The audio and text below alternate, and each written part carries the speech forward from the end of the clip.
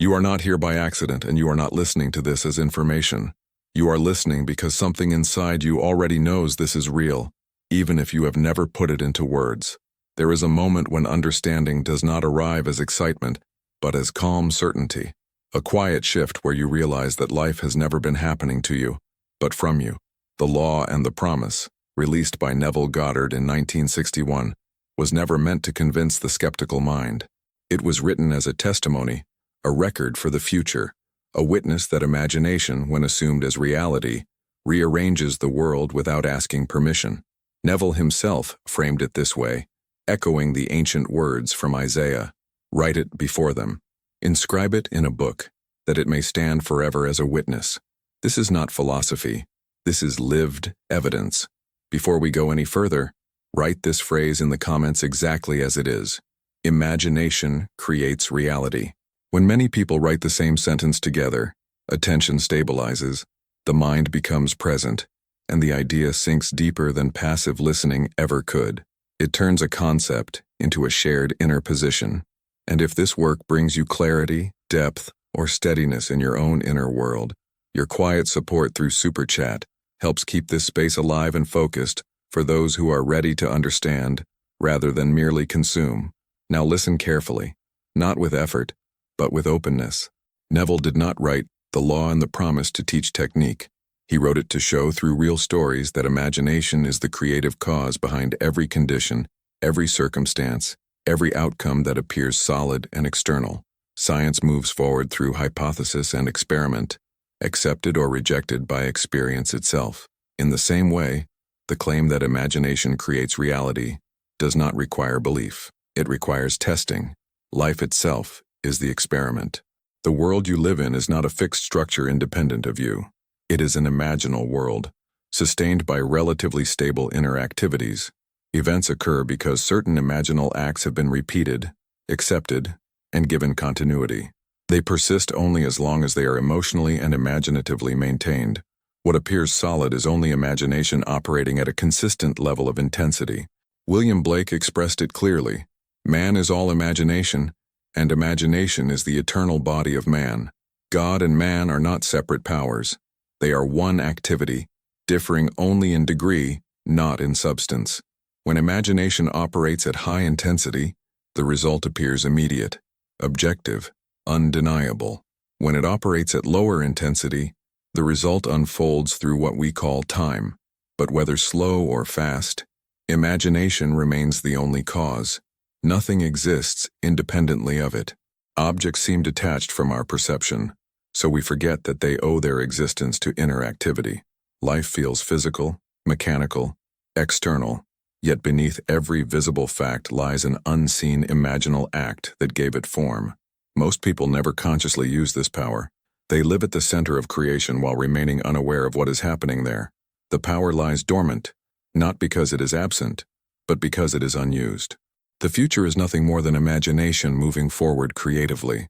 If you can deliberately enter a state imaginally, and if that state feels as real to you as the present moment, then you are no longer subject to chance.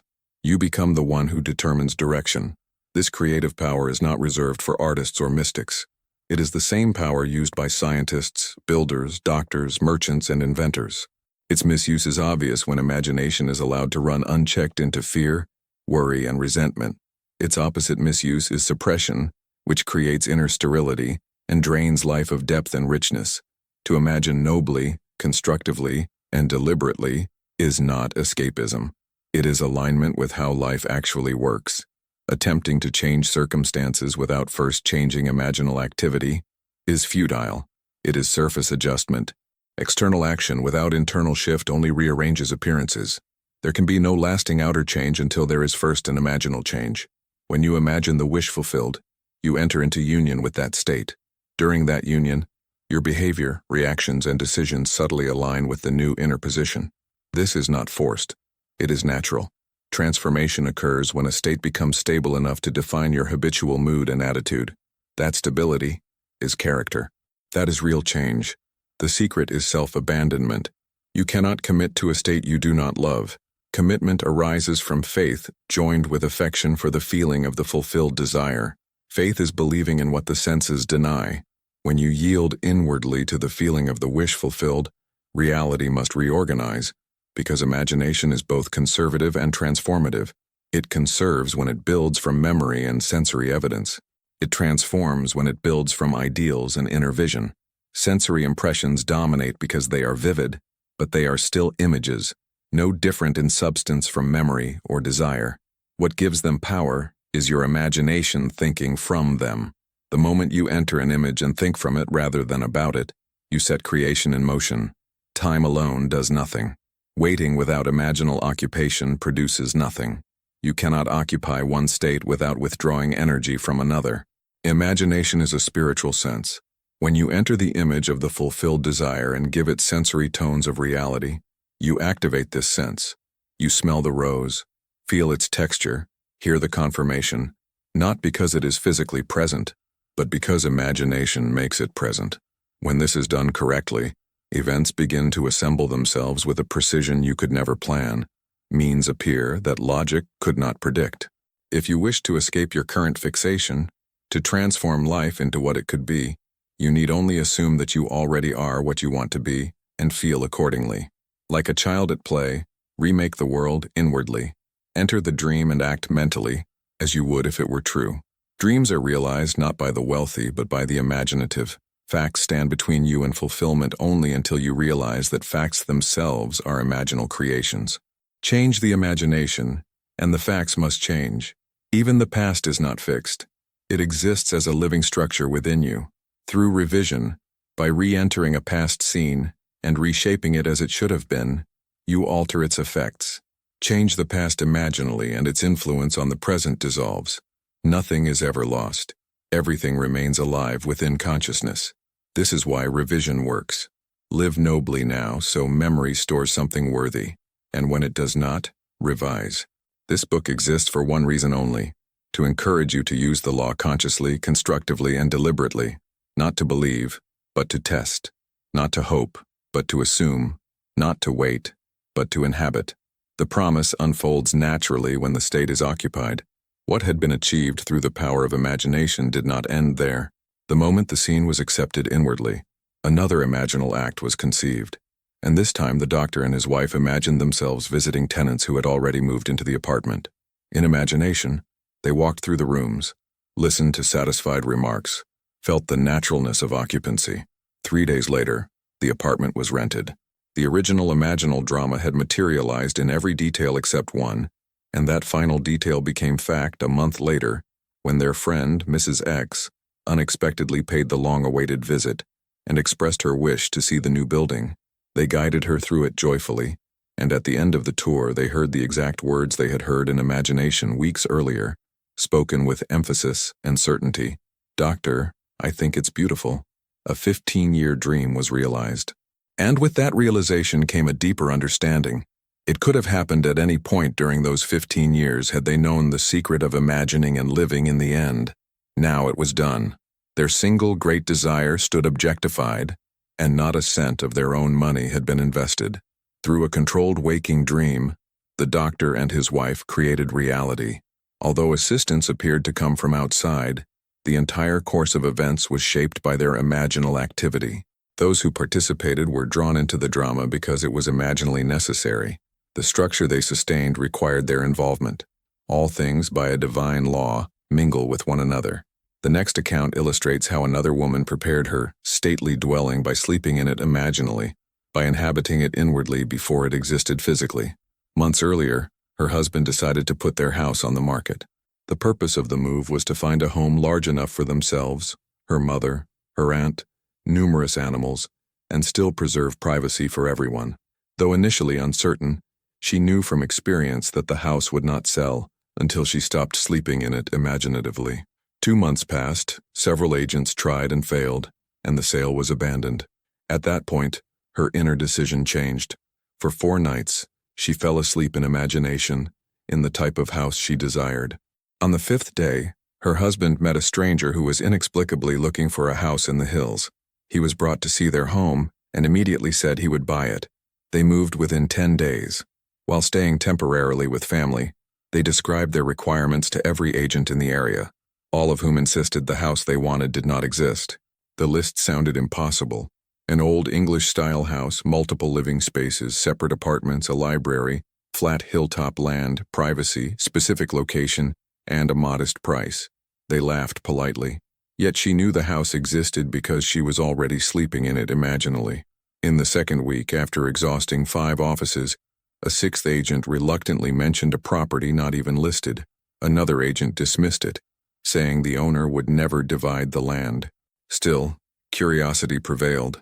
They drove there and entered a house that matched every imaginable detail: timber walls, soaring fireplace, cathedral window, balconies, private patios, separate apartments, gardens, views, and isolation. Standing on the balcony, she saw her husband by the fireplace, pipe in hand, content and fulfilled. That night, in imagination, she returned to the balcony and heard him ask if she liked their new home. She answered yes, and fell asleep holding the imagined railing. The next evening, the call came. The property had been divided. The house and 1 acre were theirs at the offered price. Dreams, Shakespeare wrote, are often dreamed while awake. One must choose imagination, or the senses. There is no neutral ground. When a person identifies with imagination rather than sensory evidence, the core of reality is revealed. Critics insist that imagining the end cannot bring it about, yet experience proves the opposite. If one is willing to live imaginatively in the feeling of the wish fulfilled, the power of imagination responds, and the result arrives unexpectedly. Nothing is more continuously wonderful than the everyday events perceived by an imagination awake enough to notice. Observe your imaginal activity. Imagine better than the best you know. Live as though the desire has arrived, even before it appears, and time compresses. History is not shaped by blind fate, but by imaginal acts. The next chapter turns the wheel backward. Life is an ongoing solution to an ever-renewing problem. No state is permanently stable. Each achievement creates a new internal tension demanding creative movement forward. Events disturb yesterday's order, because imagination is inherently disruptive to stagnation. The question always arises, how can mentally rewriting a scene or revising a past event alter facts that seem fixed? Remember the claim, imagination creates reality. What has been done can be undone. Imagination does not merely conserve, it transforms. Through deliberate inner revision, causes are altered. This is why revision works. By re-entering a scene and reshaping it as it should have been, one dissolves its effects. A woman revised a letter from a real estate agent, rewrote it inwardly with favorable words, read it repeatedly until it felt natural. Days later, the agent called with exactly the outcome she had imagined, repeating word for word the dialogue she had enacted. The joy was not merely in the sale, but in the proof that the imaginal act functioned. Through such deliberate inner falsification of appearances, a person moves from passive reaction to active creation. If creation fails, it is only because one imagines of the desire instead of from it. Life remains a romantic adventure for those willing to imagine nobly. Each night revise the day, enter the corrected scene. Let it feel natural. The influence on others is not your concern. Your task is fidelity to the imaginal act. A woman revised herself into marriage by sleeping each night in the feeling of already being married, twisting an imagined wedding ring on her finger, until the outer world rearranged itself accordingly. Imagination, used creatively rather than conservatively, builds from pure inner vision instead of memory. Common sense repeats lack. Imagination creates fulfillment. All things desired can be imagined into existence. Try revision. Live in the end. Imagine better than the best you know. The future is nothing more than imagination moving forward in its creative march. To live entirely on the level of imagination must be done consciously and deliberately. Lovers and the so-called mad, Shakespeare said, have minds so alive, fantasies so shaping, that they apprehend more than cold reason can ever measure. And if your time of revision is well spent, you need not worry about results. Your larger hopes will be realized in ways you could not have designed. Nothing has inevitable permanence. Past and present continue to exist only because they are being sustained by imagination at one level or another, and a radical transformation of life is always possible when a person revises the undesirable part of it. This is where the mind immediately objects with a moral question, usually disguised as a practical one, a question about influence. about interference, about whether an imaginal act reaches beyond the boundaries of the one who imagines. A man, writing from experience, questioned this very point. He described a problem with payments and neglect on a rented property, security ignored, the house deteriorating, tenants spending money carelessly, two young daughters visibly uncared for. The outward scene begged for reaction, for threats, harsh words, eviction, or anxious involvement. Yet he decided to forget appearances and revise. In imagination, he walked his wife through that property and said, as though reporting a fact already established, that the yard looked beautiful, clean, well-tended, that these people truly loved their home, that this was a tenancy they would never have to worry about. He saw the house as he wished it to be, felt the warm satisfaction of it, and every time the property rose in his mind, he repeated the same imaginal scene. After practicing this for some time, the woman living there had an automobile accident and went to hospital. While she was there, her husband disappeared. Neighbors cared for the children. The landlord felt tempted to visit the hospital, to offer assistance, and yet he hesitated because the imaginal implication he was sustaining was that this family was secure, thriving, satisfied, and well. He did nothing but remain faithful to his daily revision. Not long after, the woman and her daughters disappeared as well. Payments were made on the property. Months later, she reappeared with a marriage certificate and a new husband. From that point, payments remained current.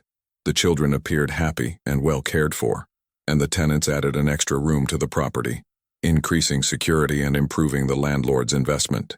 And then the man asked the question that almost everyone asks at this point. Was there something in his imagination that sent that woman to the hospital? The answer is not found by shrinking back into guilt, nor by expanding into pride.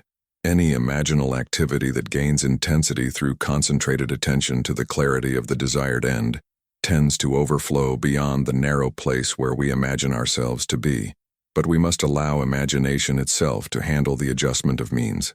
It is wonderfully ingenious in adapting and arranging the ways by which the end is fulfilled. The moment you begin to think in terms of influence rather than clarity of the desired end, imagination's effort becomes an effort of will, and the art of imagining is perverted into tyranny. Your concern is the end, the fulfilled state, the ideal made natural. The rearrangement of means is never your responsibility. The buried past is often deeper than the surface mind can reach, and yet, happily, what was done can be undone through revision. A woman suffered back problems for 39 years.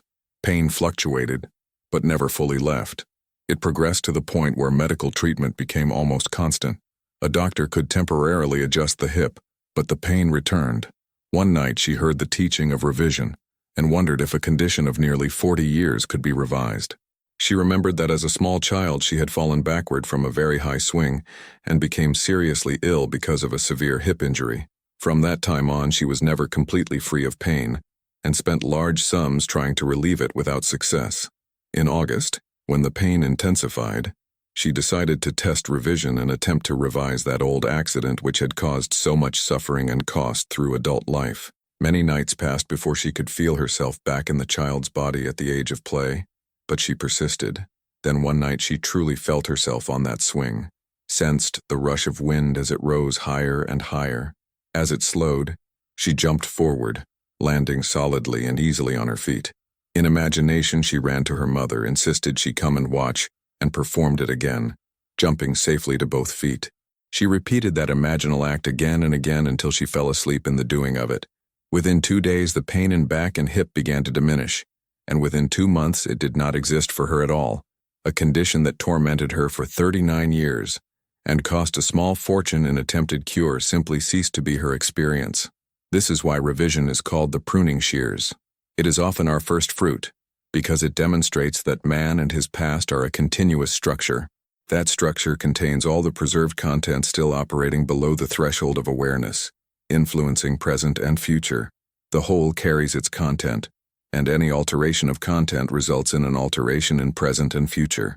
The first act of correction or cure is always revise. If the past can be recreated in the present, the revised past can be recreated also.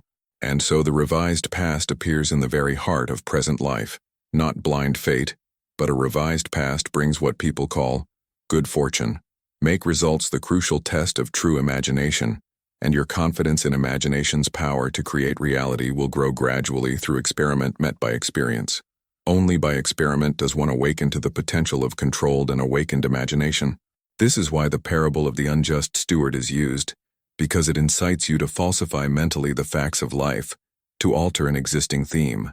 A debtor owes 100 measures of oil and is told to take the bill and write 50. It is a deliberate inner alteration, and by such imaginative falsities a man acquires friends. As each day falls, revise the facts of life and adjust them into events worthy of being remembered. Tomorrow will assume the altered pattern and move forward until it is realized in the heights of fulfillment. The reader will find it worth following these clues. The construction of scenes implying the wish fulfilled and participation in those scenes until tones of reality are achieved. We are dealing with the secret of imagination, where a person is seen awakening into a world entirely subject to imaginal power. The mind understands recurrence easily, a world built from images supplied by memory, things as they seem to be. Recurrence gives a sense of stability and safety, yet the presence of a power within that can awaken and become what it wants. Changing its form, environment, and life circumstances can inspire an insecurity, even a fear of the future, because it implies responsibility.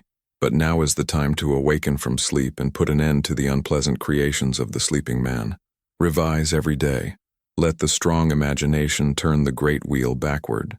Now we come to a chapter that states a conclusion many resist at first, because it challenges the deepest habit of the senses. There is no fiction.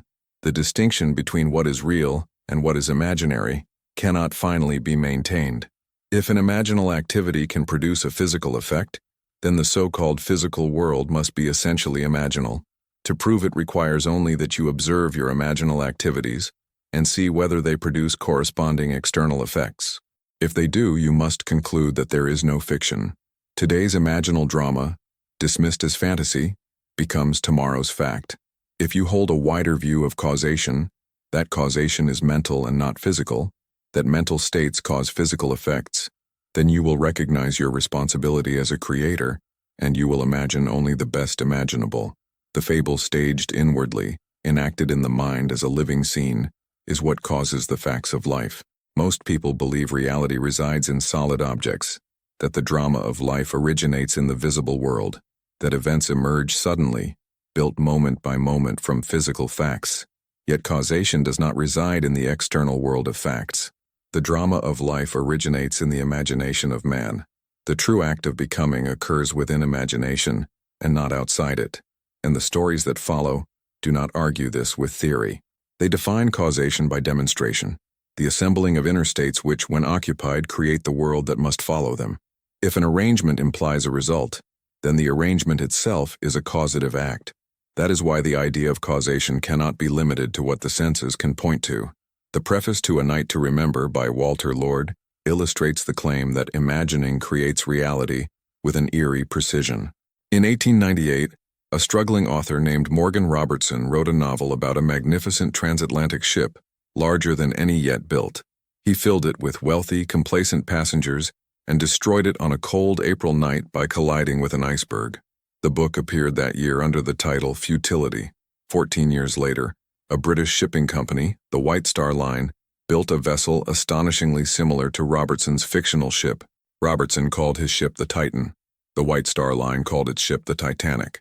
The details echoed each other so closely that it reads like a mirror held across time. Comparable mass, comparable length, comparable passenger capacity, lifeboats sufficient for only a fraction, and the same confident label of unsinkable. On its maiden voyage to New York, it carried rare treasures and enormous wealth, and then it too struck an iceberg and went down on a cold April night. If Robertson had known, not intellectually but operationally, that fiction can become fact, would he have written Futility in the way he did? At the moment of tragedy, Schopenhauer wrote, "Conviction becomes clearer than ever that life is a nightmare from which we must awaken, and the nightmare is not imposed by an external God or by blind fate, but by the imaginal activity of humanity asleep to its own power. Imaginal acts can be distant from their visible manifestation, and what is not yet observed appears as mere coincidence. But causation, as seen in such a tragedy, lies elsewhere in the web of space and time. Far from the scene, invisible to all, was the author's imaginal activity. like a figure at a control panel steering a guided missile through the dimensions of experience. Samuel Butler captured this strange truth. The one who sleeps in bed may seem absent, yet his living spirit exists in many places at once, holding the attention of others, waking thoughts, shaping emotions, moving lives. What is more alive, the body asleep, or the imaginal act that stirs countless minds while the body rests? Imaginative writers communicate not simply a view of the world, but an attitude that becomes a view. Catherine Mansfield once said that life has as many aspects as there are attitudes toward it, and that if we could change our attitude, we would not only see life differently, life itself would be different. A change of attitude is a perception of a new pattern. That is creative relation to life. Blake wrote that prophets, in the modern sense of rigid forecasters, do not exist. The honest man is a prophet in the true sense. He says, if you continue in this way, the result will be that way. He does not decree inevitability. He sees the direction implied by persistent inner activity. The function of the prophet is not to announce what must happen no matter what, but to reveal what can be built from sustained imaginal acts. The future is determined by the imaginal activity of humanity, and those activities appear as dreams and visions while one lies in bed. The dancer you are about to hear from understood this so deeply that, from the summit of one ideal realized, he already saw higher peaks ahead and knew he could predetermine any materialistic future he desired. His confidence did not come from optimism, but from repeated proof that nothing exists outside imagination at some level or another, and nothing continues except what imagination supports. Byron hinted at this when he wrote that the mind can create substance, populate planets with beings brighter than any we have known, and give breath to forms that outlive flesh. The dancer's story begins at 19. He was a reasonably successful dance teacher, and he remained in that static state for nearly 5 years. Then he met a young woman who persuaded him to attend Neville's lectures. When he first heard the statement, imagination creates reality, his immediate thought was that the entire idea was ridiculous. He decided to accept the challenge only to refute it. He bought the book Out of This World and read it several times. Still unconvinced, he set an ambitious goal. He worked as an instructor at an Arthur Murray dance studio, and his desire was to own a franchise, to be the head of an Arthur Murray studio. It seemed highly unlikely. Franchises were difficult to obtain, and he lacked the funds required to begin such an operation. Yet he assumed the feeling of the wish fulfilled. Night after night, in imagination, he fell asleep managing his own studio. 3 weeks later, a friend called from Reno, Nevada. The friend owned a Murray studio and said it was too much to handle alone. He offered a partnership. The dancer was delighted and ran to Reno with borrowed money, and in his excitement, he forgot about imagination entirely, as though he had stumbled into fortune by accident. They worked hard and became successful, but after a year he still was not satisfied. He wanted more. He thought of ways to obtain another studio, and every effort failed. One night he felt restless, reached for a book, and noticed that slim volume, Out of This World. He remembered the so-called nonsense he had done a year earlier, the imaginal act that preceded the studio. The words in his mind electrified him. To have my own studio. He reread the book that night, and later, in imagination, he heard his superior praise the work they had done in Reno and suggest acquiring a second studio, telling him there was a second location ready if they wished to expand. He reenacted that imaginal scene every night, without fail. 3 weeks after the first night of that inner drama, it materialized almost word for word. His partner took the new studio in Bakersfield, and he remained with the Reno studio alone. He was now convinced, and he vowed never to forget again. He wanted to share this knowledge with his staff. He tried to speak to them of what imagination could do, but he could not reach many. Yet one fantastic incident resulted from his efforts. A young instructor told him he believed the story but insisted it would probably have happened anyway with time. He claimed the theory was absurd. He challenged him. Tell me something incredible that will happen, something I can witness, and then I will believe. The dancer accepted the challenge and conceived a truly audacious test. The Reno studio was insignificant in the Murray system because the city's population was small. There were hundreds of Murray studios in larger cities with far greater potential. His test was simple and outrageous. He told the instructor that within the next 3 months, at the time of a national dance convention, the small Reno studio would be the main subject of conversation at that convention. The instructor calmly said it was impossible.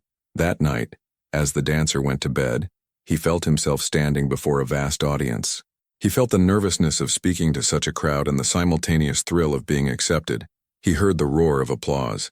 As he left the stage, he saw Mr. Murray himself approach and shake his hand.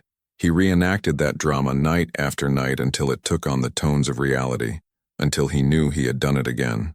The imaginal drama materialized to the last detail. The small Reno studio became the subject of the convention, and he stood on that stage exactly as he had done in imagination. Yet even after this, the young instructor remained unconvinced. He said everything happened naturally and would have occurred anyway. The dancer did not care about that attitude, because the challenge gave him another opportunity to prove to himself that imagination creates reality. From that point, he continued with his ambition to own the largest Arthur Murray studio in the world. Night after night, he heard himself accepting a franchise for a major city. Within 3 weeks, Mr. Murray called and offered him a studio in a city of 1.5 million people. His new aim was to make that studio the largest in the entire system, and he stated calmly that he knew it would be done through imagination.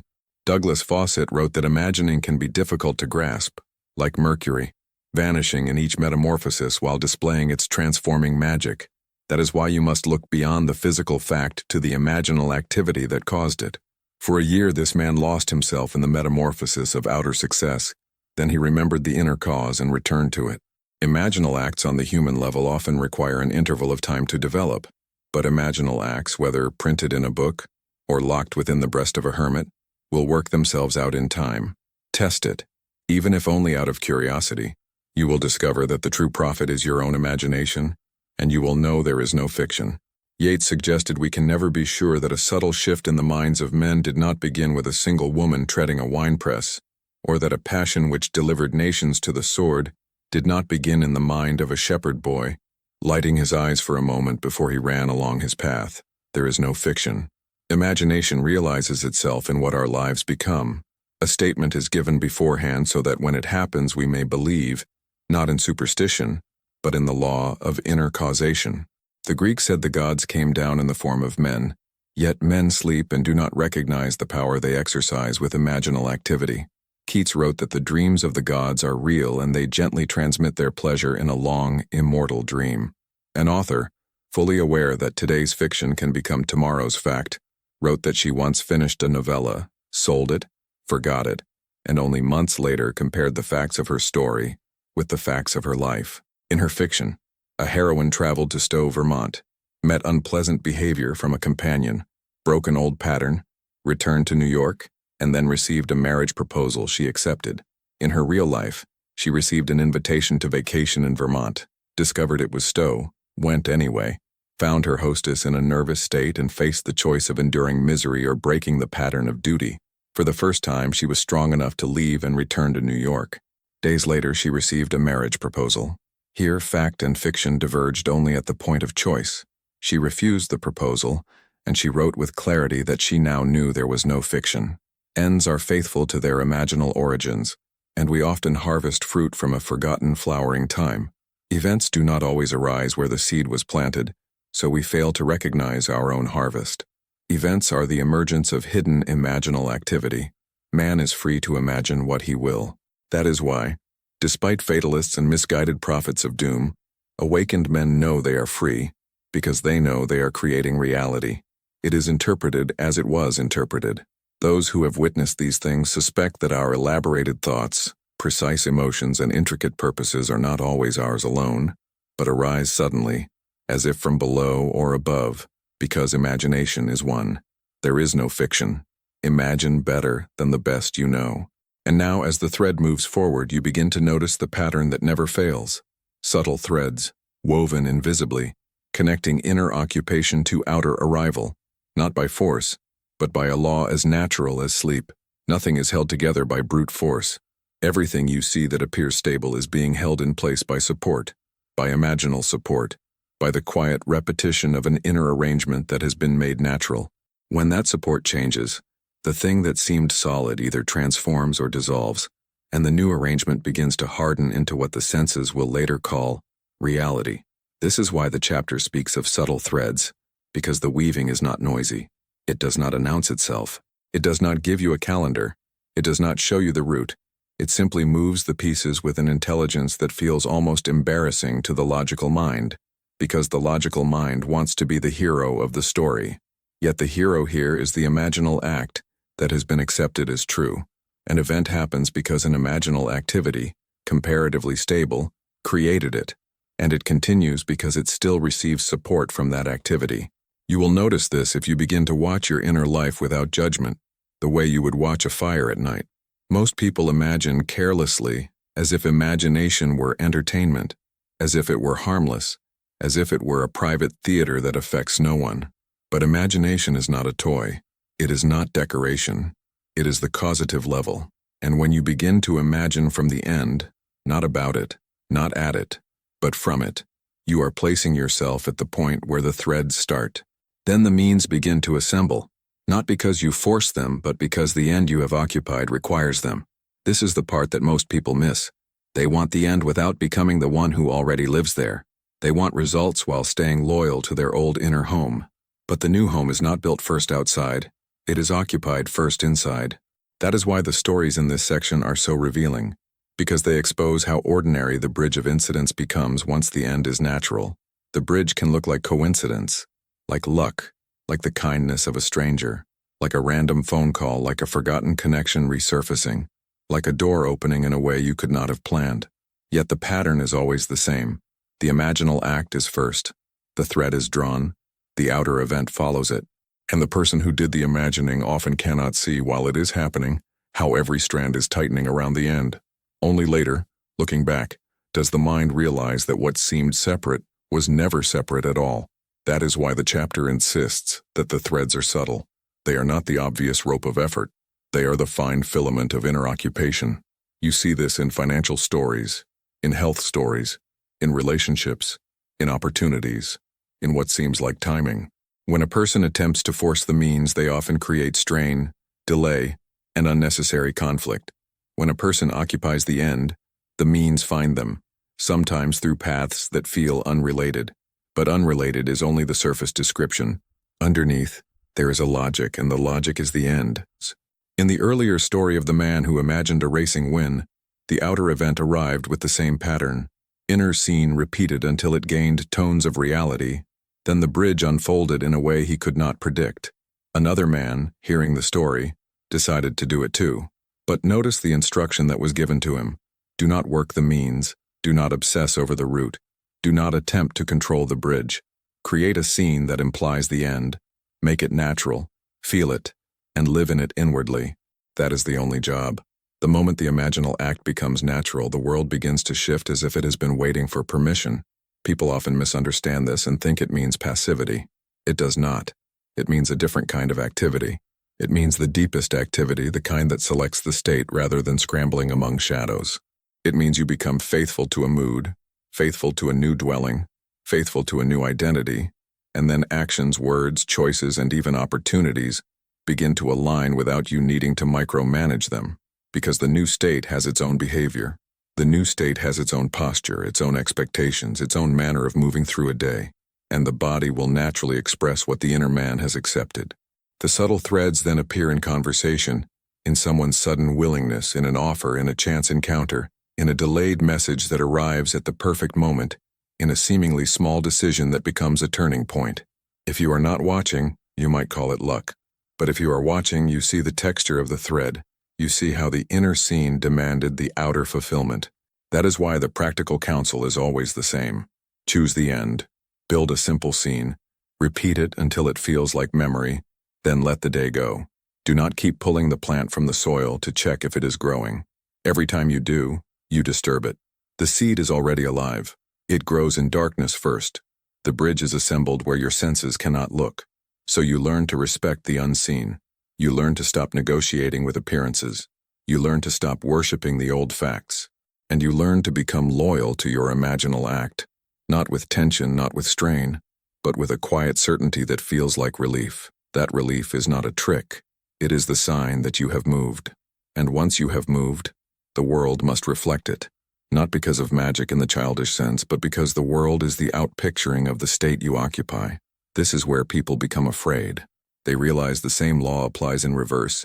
The imaginal acts that are repeated unconsciously The scenes of humiliation, loss, resentment, defeat, the inner rehearsals of fear are also building bridges. They are also drawing threads. And if you keep returning to them, they will also become facts. That is why the teaching is not merely about getting what you want. It is about waking up. It is about taking responsibility for the inner theater. It is about refusing to live in the old house when you have already seen the new one. It is about pruning the unwanted by revision and planting the wanted by assumption. The world looks fixed only to the man who does not know he is the one supporting it. Once he knows, he becomes careful, not anxious, but careful in the way an artist is careful with color, or a musician with timing. He chooses what he returns to inwardly. He chooses what he feeds. He chooses what he repeats at night. And then, day after day, he begins to notice that the quality of his outer life is changing, not because he fought harder, but because he inhabited differently.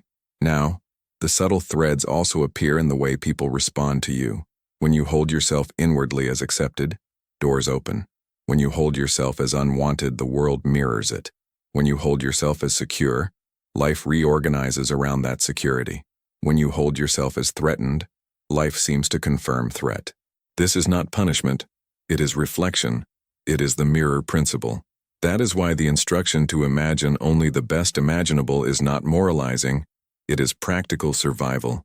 It is the only sane use of the creative faculty. And once you accept that, you stop playing with it. You stop calling it fantasy. You stop using it only to escape. You begin to use it to select. You become, in the true sense, the one who decides what life will express, by deciding what life will be within you. Once this is seen, a strange calm settles in. You stop arguing with life and start cooperating with it at the only level where cooperation actually works. You no longer waste energy trying to convince the surface of reality to behave differently. You go underneath it. You change the support. And when the support changes, the structure has no choice but to follow. This is why Neville insisted, again and again, that imagination is both conservative and transformative. It conserves when you allow it to repeat what the senses present. It transforms when you dare to occupy what the senses deny. Most people never notice this distinction. They imagine constantly, but they imagine from reaction. They replay conversations, rehearse disappointments, anticipate rejection, prepare for loss. Then they wonder why life feels repetitive, heavy, predictable. They are living faithfully in an imaginal end they never consciously chose. The law is impersonal. It does not judge the content.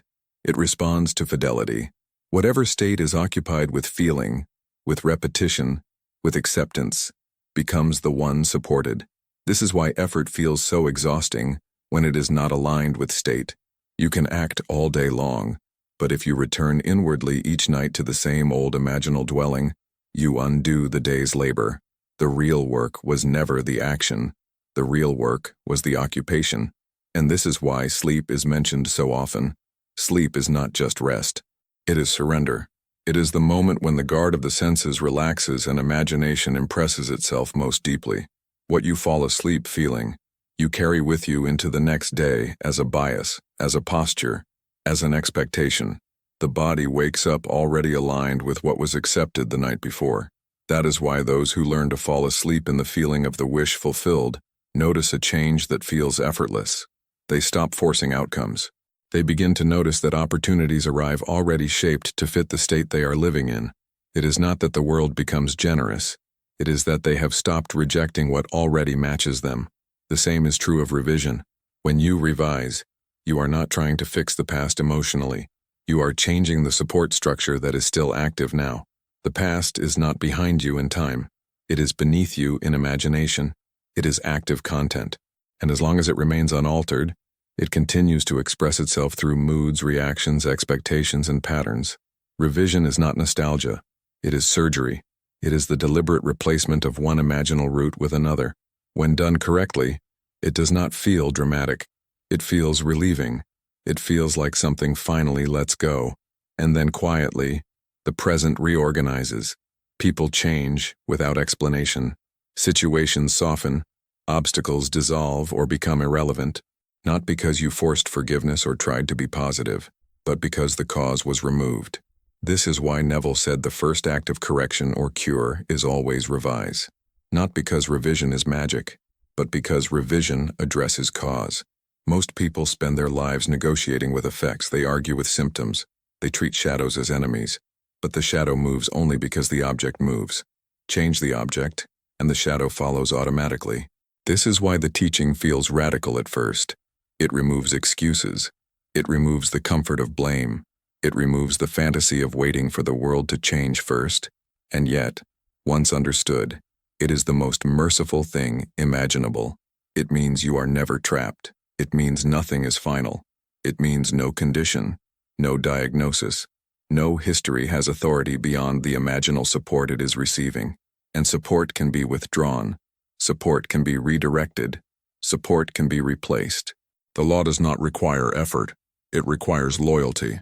Loyalty to the end. Loyalty to the state. Loyalty to the imaginal act until it feels natural. This is why Neville warned against impatience. Impatience is not about time. It is about divided loyalty. It is the sign that you are still checking the old world to see if it agrees with your new choice.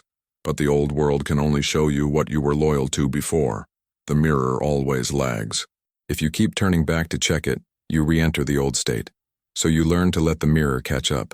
You learn to walk forward without constantly looking over your shoulder. This is not denial. It is understanding sequence. Cause first, effect later, state first, scene later. And when the effect finally appears, it often feels strangely ordinary. People expect fireworks. Instead, they feel a quiet recognition. Of course this happened. It could not have happened any other way. This sense of inevitability after the fact is one of the signatures of imaginal creation. The event arrives as though it had always been on its way, and when you look back, you see the bridge. You see the phone call you almost ignored, the conversation you did not think mattered, the delay that repositioned you, the decision that felt minor at the time. All of it now reads like a script. But it was not fate. It was structure. It was the natural outpicturing of the state you occupied. This is why Neville said the world is yourself pushed out. Not emotionally, not metaphorically, but structurally. The world arranges itself according to the inner position you consistently hold. Once this is grasped, you stop asking if it works. You start asking what you are supporting. You start listening to your inner conversations. You start noticing the scenes you return to when you are tired or bored or alone. Those scenes are not harmless. They are seeds. And seeds do not need permission to grow. They need only continuity. So the practice becomes simple, though not careless. You choose. You imagine. You accept. You persist. And then you let life surprise you with its precision. There comes a point where nothing more needs to be added, only recognized. When a person truly understands this law, they stop asking life to change and start noticing how faithfully it has always been responding. Every chapter, every story, every example has been pointing to the same quiet truth. Imagination is not an accessory of life. It is its source. What you have been calling circumstances were never causes, only results moving through time. What you have been calling chance was never blind, only unseen order. And what you have been calling reality was never fixed, only supported. Once this is grasped, responsibility no longer feels heavy. It feels liberating. You realize that you are not required to control the world, only to choose the state from which you live. You do not need to fight appearances, only to withdraw loyalty from them. You do not need to destroy the old, only to stop feeding it. The moment you cease to imagine from a state, it begins to lose coherence. The moment you begin to imagine from a new state, it begins to assemble its evidence. This is not mystical exaggeration. It is observable law. The proof is not in belief but in repetition. Those who persist discover that imagination is exact. It does not improvise carelessly. It fulfills precisely what is occupied, no more and no less. That is why careless imagining produces careless lives, and deliberate imagining produces ordered ones. The world does not decide for you. It reflects you, and it does so without argument. When you accept this, the noise quiets. Anxiety loosens its grip because you are no longer waiting for permission. Regret softens because the past is no longer a prison but material for revision. Fear loses authority because the future is no longer an unknown enemy, but an imaginal construction already forming. You stop living at the mercy of effects and start living at the level of cause. This does not make you arrogant. It makes you precise. You become attentive to what you allow yourself to dwell in. You become selective about the inner conversations you entertain. You become aware that every return inward is a vote, a reinforcement, a continuation, and you begin to choose differently, not with strain, but with understanding. The promise was never that life would become effortless in appearance, but that it would become intelligible. You see why things unfold the way they do. You see why certain patterns repeated. You see why some desires arrived while others stalled. And most importantly, you see that nothing was personal in the way you once thought. The law is neutral. It does not reward or punish. It mirrors. It arranges. It fulfills. To live with this awareness is to live awake. You no longer sleepwalk through inherited states. You no longer call repetition fate. You recognize it as loyalty, and loyalty can be changed. This is the promise. Not that every wish will be granted automatically, but that every sustained assumption will be expressed. Not that you will control the world, but that you will understand how it is being formed. Not that you will escape life, but that you will participate in it consciously. When you imagine better than the best you know, you do not escape reality. You create a better one.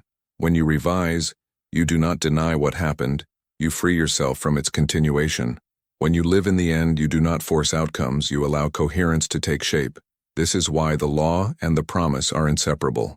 The law explains how creation works. The promise assures you that it works impartially, consistently, and always. Nothing exists outside imagination at some level. Nothing continues unless it is supported. And nothing is impossible except what you refuse to occupy.